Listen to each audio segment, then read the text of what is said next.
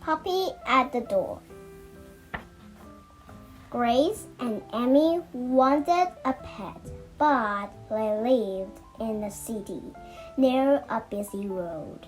It's not safe for a pet here, their mom told them.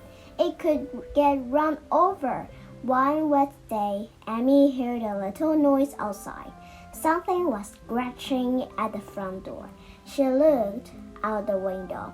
There's a puppy on the doormat, Amy said. It's all wet. Grace and Amy rushed to the front door. The puppy was shivering, and Grace patted him. You poor little thing, she said. You are very scared, aren't you? Dad came to the door. Bring the puppy inside, he said. I'll dry him with this towel, said Mom. Then he can have some warm milk. I'll find an old rug for him, said Grace. Soon the puppy was feeling better. He wanted to go back outside.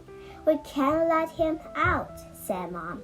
We don't have a lead for him. There's a phone number on his collar, said Dad. We must ring his owner. Come on, Grace. You make the call. Amy held the puppy. I wish we could keep him, she said. Grace rang the number. Then a voice on the phone said, Hello, this is Mrs. Hope. Hello, said Grace. Have you lost your puppy? Yes, said Mrs. Hope. Have you found him? Paul disappeared yesterday. I didn't think I would ever get him back. Grace told Mrs. Hope where they lived. I'll come and get him now, said Mrs. Hope. Grace and Amy kept patting Paul while they were waiting. Soon a car stopped outside their house. Mrs. Hope came up the path, and Mom went to meet her. The little puppy jumped up and down when Mrs. Hope came in the door. Mrs. Hope was so pleased to meet him. Someone must have opened my gate, she said, and Paul ran out.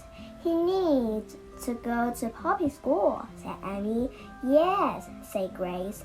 At puppy school, they could teach him not to run away. The next day, Mrs. Hope rang the girls. Amy picked up the phone. Hello, said Mrs. Hope. I'm taking Paul to puppy school on Saturday. Will you and your parents like to come and help me? Yes, please, said Amy.